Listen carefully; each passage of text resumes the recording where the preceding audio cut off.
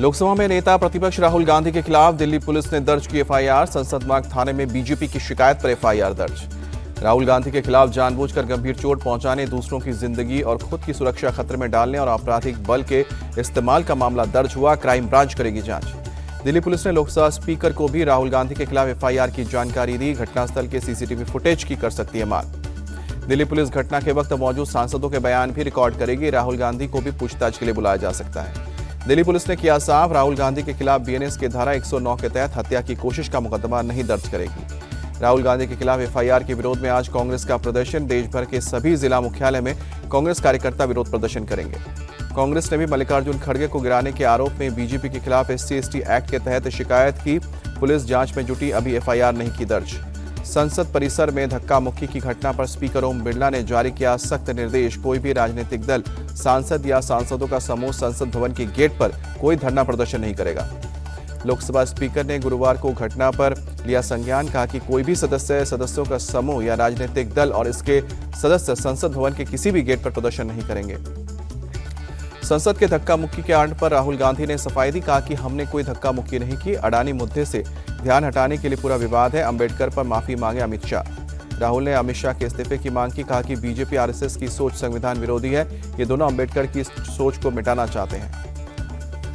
मल्लिकार्जुन खड़गे ने भी बीजेपी पर साधा निशाना। कहा कि अंबेडकर के मुद्दे से ध्यान भटकाने के लिए दूसरे मामले सामने लाए जा रहे हैं। मल्लिकार्जुन खड़गे ने कहा कि अमित शाह अपनी गलती मानने को तैयार नहीं है। बीजेपी ने हमेशा अंबेडकर का अपमान किया है, उनका मजाक उड़ाया है। मल्लिकार्जुन खड़गे बोले, मसल पावर दिखाने के लिए हमें रोका गया है। धक्का लगने से मेरा बैलेंस बिगड़ गया था। मैं धक्का देने की स्थिति में नहीं हूं। कांग्रेस के आरोप पर बीजेपी का पलटवार। शिवराज सिंह चौहान ने कहा, राहुल गांधी के आचरण को सबने देखा, उन्हें माफी मांगनी चाहिए।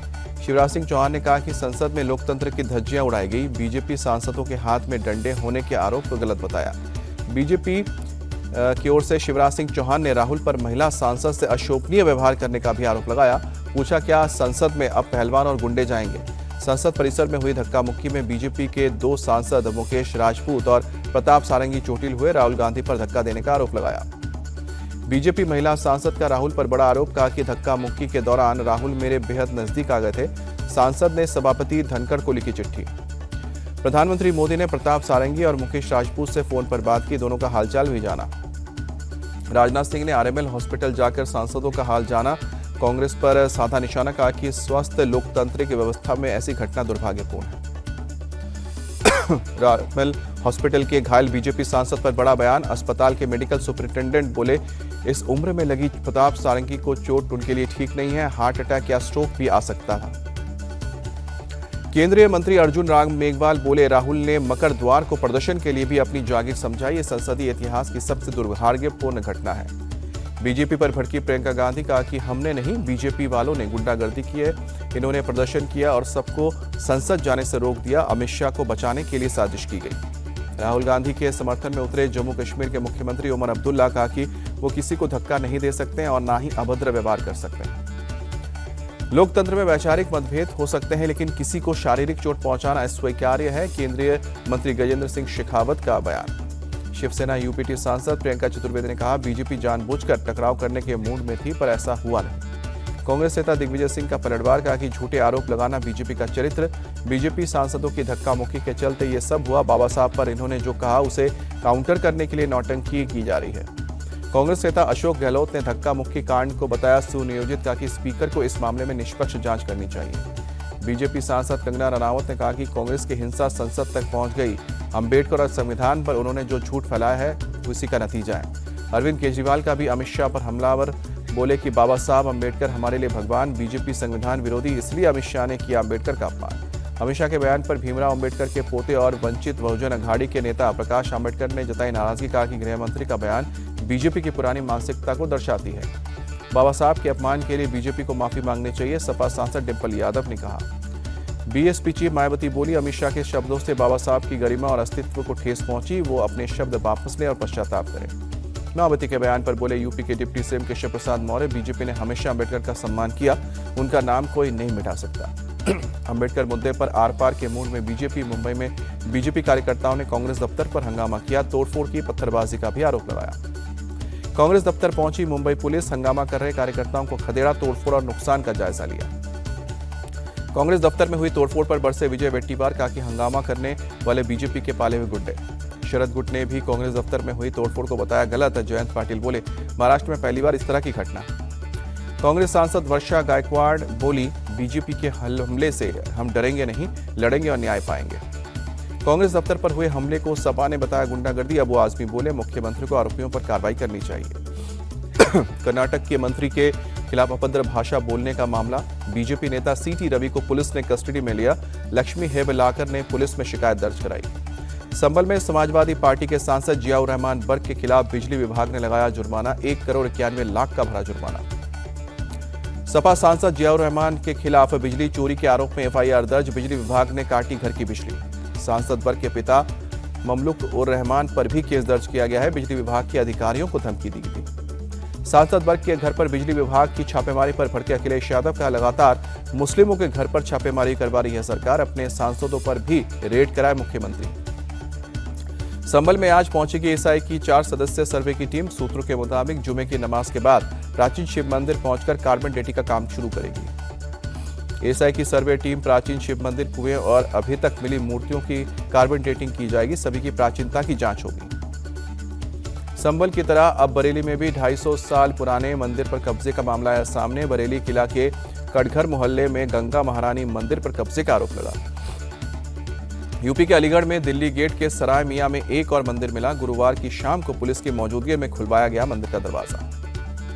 मंदिर के अंदर शिवलिंग और कई खंडित मूर्तियां मिली हैं। हिंदूवादी संगठनों के लोगों ने खंडित मूर्ति को हटाकर मंदिर की साफ सफाई की। हिंदू संगठनों ने मंदिर पर अवैध कब्जे का भी आरोप लगाया। बीजेपी नेता शकुंतला भारती के मुताबिक 100 साल पुराना है मंदिर। डर की वजह से हिंदुओं ने यहां से पलायन किया।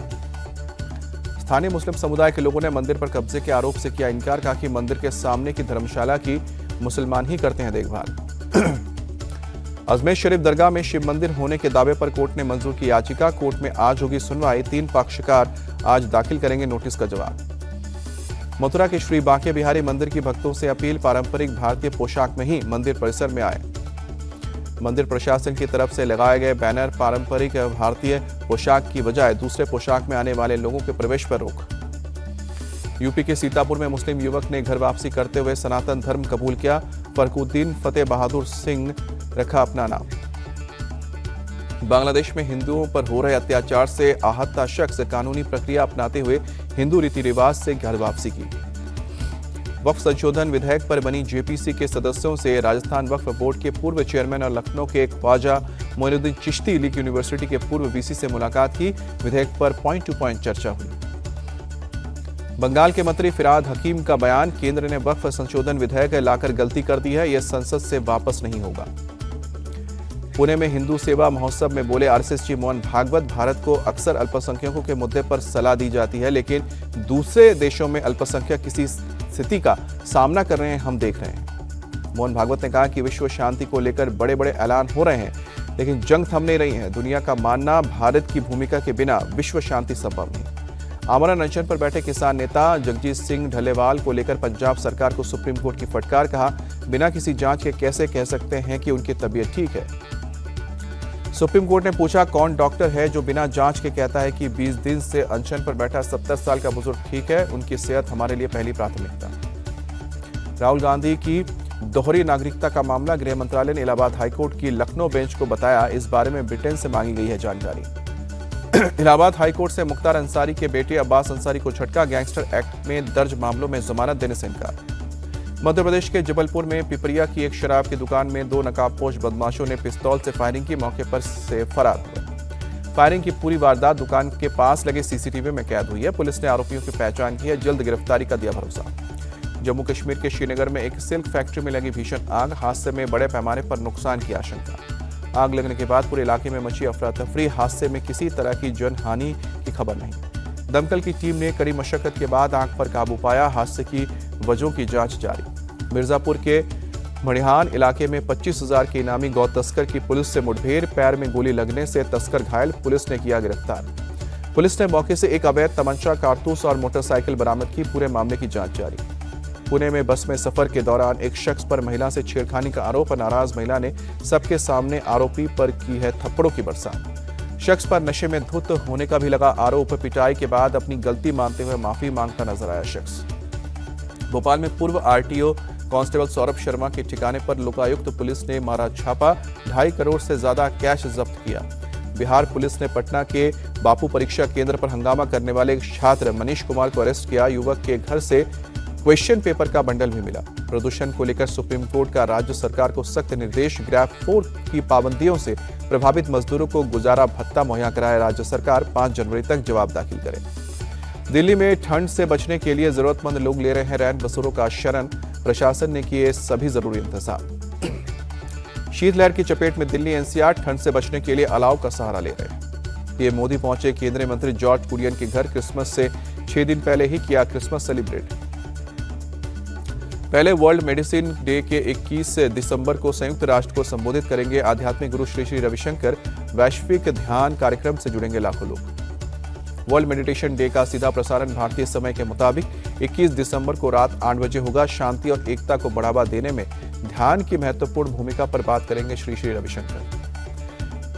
विदेश सचिव विक्रम मिस्री का आज से 3 दिवसीय मॉरिशस दौरा। कई सरकार के गठन और नई सरकार के बाद दोनों देशों के बीच संबंधों को लेकर चर्चा करेंगे। प्रयागराज में जोर शोर से चल रही है महाकुंभ की तैयारियां। संगम से सामने आया ड्रोन से लिया गया वीडियो। महाकुंभ मेले को लेकर यूपी सरकार भी सतर्क। प्रयागराज में 300 बेड वाली डीलक्स डॉर्मेट्री बनाई गई है। हैदराबाद के हाईटेक्स प्रदर्शनी मैदान में ऑटोमोटिव फेस्ट का आयोजन हुआ। मुख्यमंत्री रेवंत रेड्डी पहुंचे। मुख्यमंत्री ने फेस्ट के दौरान कार और बाइक का स्टंट देखा। बाइकर्स ने दिखाए हरकंगेज करतब। भारतीय विमेंस टीम ने तीसरे T20 अंतर्राष्ट्रीय मुकाबले में वेस्टइंडीज को 60 रन से हराया। 3 मैचों की सीरीज पर 2-1 से कब्जा किया। भारत के star spinner R Ashwin Bharat पहुंचे। चेन्नई पहुंचने पर ढोल नगाड़े के साथ स्वागत हुआ। माता पिता ने गले लगाकर परिवार भी भावुक हुआ।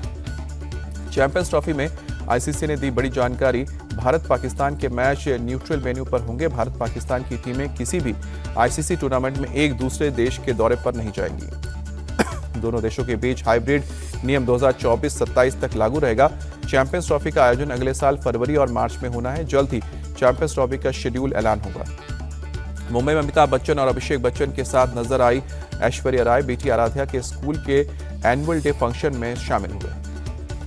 अल्लू अर्जुन की फिल्म पुष्पा 2 द रूल ने बनाई कमाई के नए रिकॉर्ड। वर्ल्ड वाइड 1500 करोड़ का बॉक्स ऑफिस कलेक्शन।